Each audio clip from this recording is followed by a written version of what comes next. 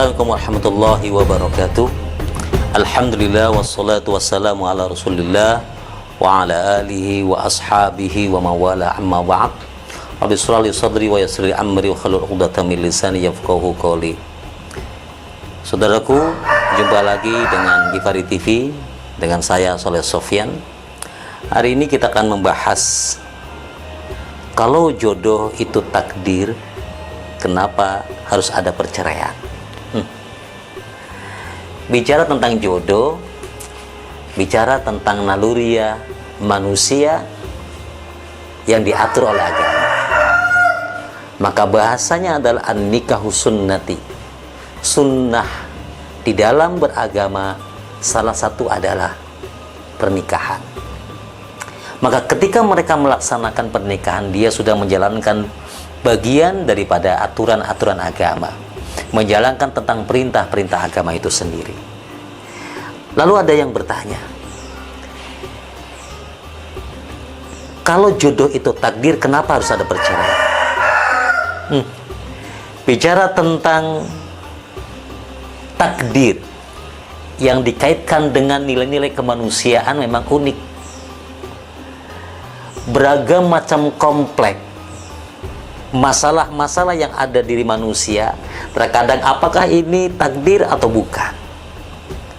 Sederhana tetapi terkesan biasa dan lumrah pada sisi kemanusiaan kita. Orang menikah kita sebut sebagai jodoh. Ketika pernikahan itu muncul, kita sebut sebagai takdir Allah Subhanahu wa taala. Tapi kenapa muncul perceraian? Kan begitu. Nah, perlu kita lihat terlebih dahulu, manakah yang dirayakan, apakah pernikahan atau perceraian? Kalau akan orang menikah, maka biasanya kita merayakannya. Kita bikin undangan yang bagus, kita fitting baju yang bagus, kita sewa tempat, kita sewa gedung yang rapi, yang bagus, pengantin yang seperti seorang raja, wanitanya seperti permaisuri, indah semuanya, kursinya indah, singgasananya indah, gedungnya indah, bagus semuanya, walaupun nyewa semua. Artinya pernikahan itu menimbulkan nilai-nilai keindahan, kebaikan pada diri manusia itu sendiri. Sementara ketika perceraian itu ada, apakah itu diperingati? Tidak. Tidak ada satu orang pun ketika terjadi perceraian itu dibikin satu peringatan yang membahagiakan, diberi peringatan yang begitu hebat. Apakah ada orang bercerai kemudian selamatan? Enggak. Apakah ada orang cerai kemudian nyebarin undangan kalau saya akan bercerai? Tidak. Oh, berarti dua hal yang kita tebak, yang harus kita ambil. Pernikahan adalah sesuatu yang membahagiakan, tujuannya bahagia, dimulai dengan sesuatu yang bahagia. Sementara perceraian adalah mengakhiri kebahagiaan yang dulu diharapkan datang, maka terjadilah satu perceraian. Kalau kita mengambil menarik pada sisi hukum, maka untuk mencapai kebahagiaan dibutuhkan syarat-syarat dan aturan agama. Adanya akad, adanya saksi, adanya mas kawin, dan berbagai macam syarat dalam rangka mengambil kebahagiaan, yang salah satunya berupa pahala. Yang tadinya kalau berhubungan badan sebelum pernikahan bernama zina, dosa, murka Allah datang. Tetapi setelah akdun nikah, qabiltu nikaha wa taswijaha bi mahrin madhkurin halan, terjadi yang haram menjadi halal, yang tidak boleh menjadi boleh, menuju kebahagiaan. Sementara dari proses pernikahan masuk pada perceraian, dari yang halal menuju haram, dari yang tidak boleh, dari yang boleh menuju tidak boleh. Maka syaratnya juga berat. Adanya talak, adanya sesuatu yang diperbolehkan salah suami untuk mengucapkan ucapan cerai kepada istri dengan berbagai macam syarat. Ketika seorang perempuan, seorang istri mengajukan perceraian kepada laki-laki, pada suaminya, maka diperlukan juga berbagai macam syarat. Itu pun atas persetujuan dari pengadilan. Adakah nusus di sana? Adakah sesuatu yang memperbolehkan cerai? Ketat aturannya, karena dari sesuatu yang berharap kebahagiaan akan masuk pada wilayah yang akan menghapus kebahagiaan itu sendiri. Itu perbedaan antara perceraian dengan pernikahan. Nah, ketika kita bicara tentang itu semua, lihat, Allah Subhanahu wa Ta'ala mengajarkan kepada kita semuanya etika. Etika di dalam mensikapi satu kejadian, pernikahan atau perceraian. Allah bicara, ma asobaka min hasanatin faminallah.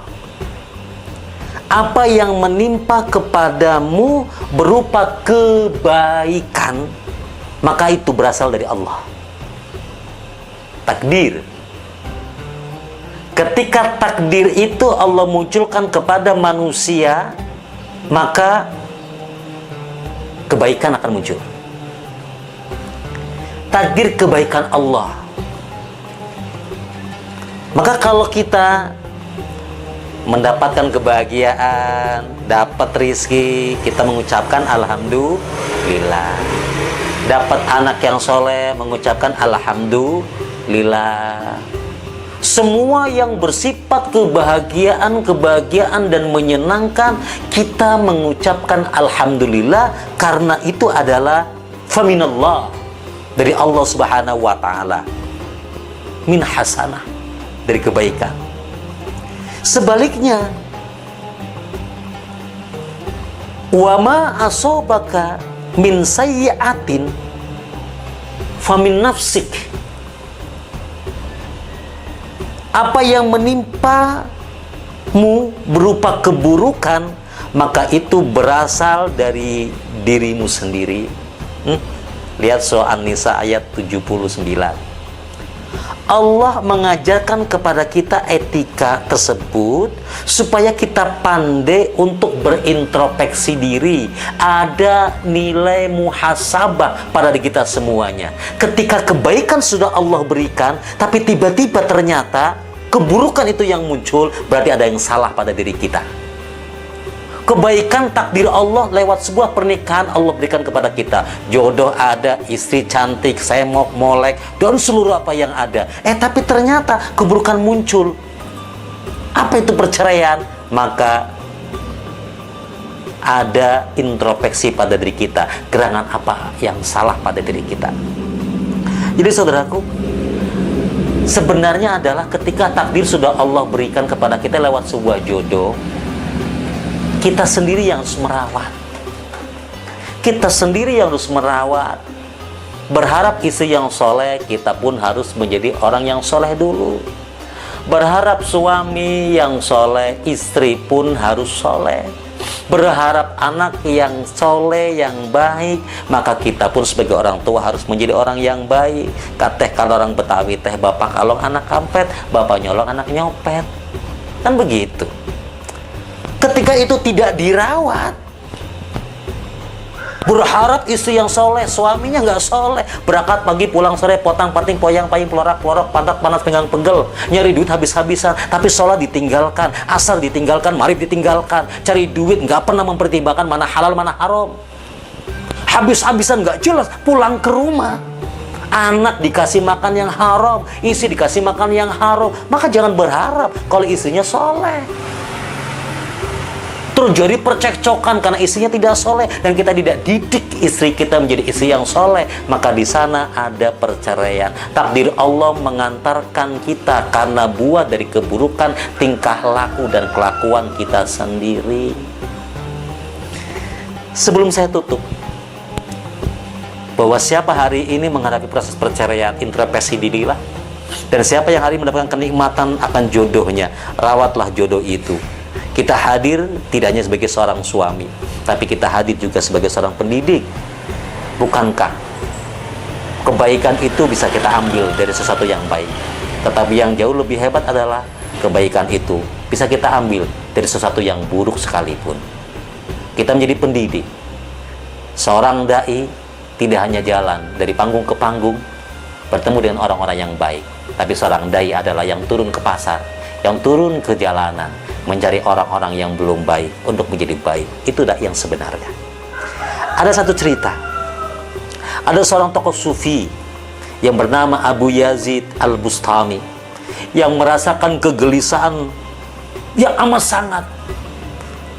Ia merasa ibadah tidak nyambung, ibadahnya tidak khusyuk, hatinya tidak bisa menyatu ketika ibadah.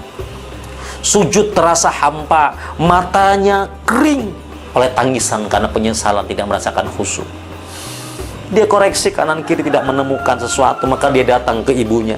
Bunda, gerangan apa yang terjadi ketika dulu? Coba bunda cari kenapa saya seperti ini. Saya tidak bisa khusyuk ibadah, saya tidak bisa ibadah dengan baik. Apa yang terjadi? Maka sang bunda berpikir. Kemudian sang bunda menemukan bahwa ya nak, dulu ibumu ketika hamil pernah suatu hari dalam kondisi lapar. Kemudian bunda, ibu menemukan sepotong roti dalam kondisi lapar. Maka diambillah roti itu, kemudian dimakannya. Dari mana roti itu? Roti itu diambil dari pintu rumah tetangganya yang terbuka. Boleh jadi itulah yang membuat hasil dari engkau yang tidak bisa khusyuk ibadah, karena bunda memakan roti yang diambil di tetangga tanpa izin. Lalu bergegas sang Abu Yazid Al-Bustami dengan bundanya menghampiri rumah itu dan minta maaf. Saat itulah sang ulama Abu Yazid Al-Bustami kembali mampu untuk khusyuk menikmati ibadah di hadapan Allah Subhanahu wa taala. Ini sebagai barometer. Boleh jadi takdir yang awalnya bagus untuk kita berujung kepada sesuatu yang menjadi tidak nikmat karena pernah kita berbuat sesuatu yang tidak membuat nikmat orang lain. Sepotong roti membuat Abu Yazid tidak mampu untuk khusyuk. Introspeksi, pikirkan baik-baik, tengok ke belakang. Apa kesalahan kita? Bukan mencari kesalahan orang lain. Itu yang terbaik untuk mencapai keluarga yang sakinah, mawaddah, warahmah. Terima kasih, mudah bermanfaat apa yang hari ini saya sampaikan. Jumpa lagi di Ghifari TV pada episode yang selanjutnya. Assalamualaikum warahmatullahi wabarakatuh.